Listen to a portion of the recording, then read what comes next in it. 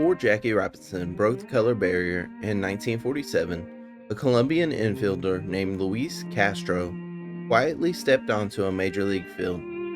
He played just 42 games, but opened a door few even noticed. Today, nearly 30% of all MLB teams are Latino.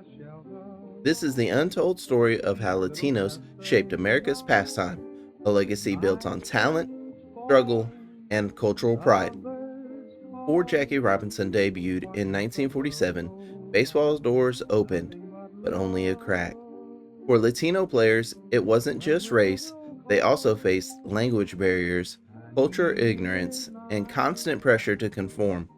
Luis Miguel Castro, born in Medellin, Colombia, became the first Latin American to play in Major League Baseball in 1902.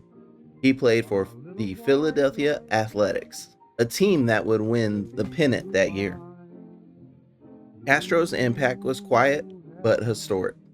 He was the first Colombian and first Latino in what we recognize as modern Major League Baseball. He wouldn't be followed by another Colombian in the majors until 1974. Other Latino players, like Roberto Clemente, helped pave the way, but Roberto wasn't just a baseball legend.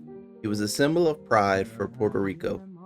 On the field, he won 12 Golden Gloves and 3,000 hits. He was an MVP and a World Series champ. Off the field, he demanded to be called by his name instead of what they were trying to call him, Bob. He stood tall in a league that tried to erase his culture. In 1972, he died in a plane crash while delivering aid to earthquake victims in Nicaragua. This is Roberto Clemente, and if he were here, he would dedicate to our people of Puerto Rico, our people in Pittsburgh, and to all his fans throughout the United States. His legacy of strength and service was also showcased as Clemente was the first Latino inducted into the Hall of Fame. Before Roberto Clemente, there was Manny Manoso, the first black Latino player in the major leagues.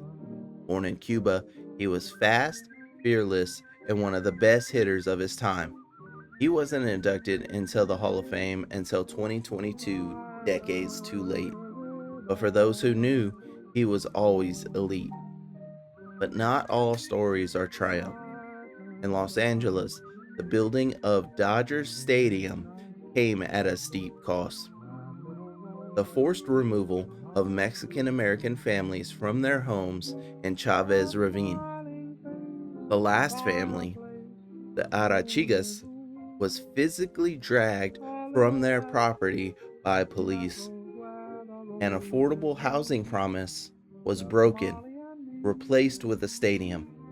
This trauma left a scar in Latino communities that took decades to heal.